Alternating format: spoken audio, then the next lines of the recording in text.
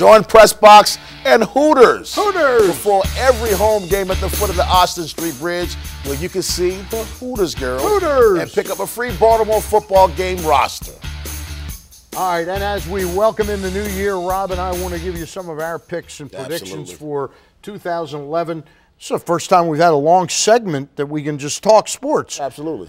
First of all, we're in January as people are watching this. How are the Ravens going to get through going to either Indy, Kansas City, and then probably to Pittsburgh, and then New England just to get to the Super Bowl? Well, you know, we'll find that out a little bit later today. I mean, who knows? Maybe they win, Pittsburgh loses, and you curtail all of that with a bye week. But if they have to do that, realize something. If they have to play Indy, Pittsburgh, and New England, they're going against a team that won, I think, represents 8 Super Bowl appearances last decade. Right. It's not easy, Stan. It's easy not impossible, but it's not probable. Yeah, it's facing Peyton Manning, Ben Roethlisberger, and Tom Brady. Not enviable. Yeah. Let's assume this team, for the sake of argument here at the beginning of January, is not a Super Bowl team.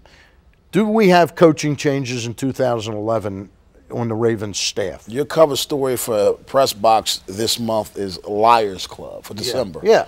I think NFL coaches are great liars. I don't think it's all joy in Mudville with Cam Cameron. If I make a bold prediction right now, I don't think Cam Cameron's back next season. Okay. I don't. Let's talk a little bit about this labor situation for 2011. Do you think, like with the horse racing thing, went down to the last minute, they got a deal done, do you think we'll have football on time for 2011 and beyond? If the players are willing to completely give in. I think the owners may be nice guys and give them 1 or 2 things, but the owners have all the cards here. The players have to do more than compromise in order to get this done. I will make this one prediction. 2011 season will be the last year the NFL will schedule 16 games. Whether they play 16 games or not, I don't know. But 2011 will be the last scheduled season for 16 games. They'll go to 18 beyond that. Interesting. Where will Mike Vick be in 2011? I'm glad you brought that up. I talked about that on my show, I believe it was Thursday. I don't think it's a given that Mike Vick returns to Philadelphia. He's going to be a free agent. He may want to test the waters. I don't know what Philadelphia. Except for that rule, but I don't know if that'll be in place. Whether or not labor. They can. Exactly, that's my point. If they can put it the may franchise tag. May not be a franchise. If they, right now, if they franchise him, quarterbacks get over $16 million a year for the franchise tag. If there is no franchise, Michael Vick could go to the highest bidder. And what if he doesn't want to go back to Philly? Let's take a look at baseball for a second. The Orioles are going to play their first year at spring training. I mean, at the new refurbished Sarasota. I heard it's beautiful. I can't wait to get down there to see it. Well, not both. But are the Orioles going to be improved? I'm disappointed in the offseason they've had. I'm very disappointed in the offseason. I don't like people telling me that these guys that they got are better. And I define better as this. If they were going to win 67 games without Mark Reynolds, they'll win 70 with him. I mean, is that better? That's not a marked improvement. I really don't see the Orioles on the field having a big improvement. I know Buck Showalter's the man, and I'm happy for Buck, and I haven't changed my stance on Buck. I'm just not very happy with some of the things that McPhail has done in the offseason. You got to make some aggressive trades to really make this team better. You know, forget about everything that Oriole fans complain about. The bottom line is winning. You want to get the fan base back, start with the cosmetics. Win baseball games, and the fans will come back. Who do you think will win the Super Bowl this year, and who do you think will win the World Series in 2011? I got to be honest with you. My 2 Super Bowl teams were Baltimore and Green Bay.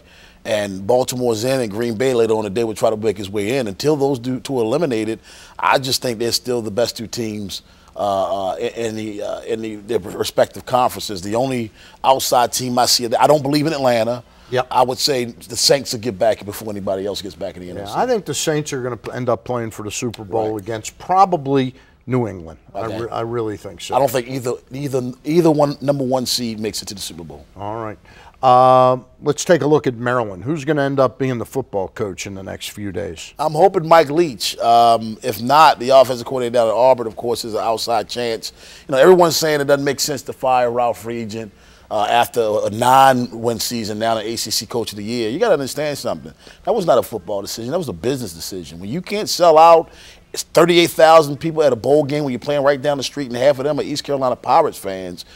then you're saying your program is irrelevant. I applaud what the University of Maryland's done. They said we're not accepting what we've done, what we've gotten, and at the worst case scenario, we can still be what we are now, but let's try to grow. I agree with you 100%. I agree that they had the right and they were doing the responsible thing to make the change. I don't like how they made the change, though. Yeah. I think having a coach like Mike Leach there, the day of the bowl game, 20 miles away, touring the facilities was the height of classlessness.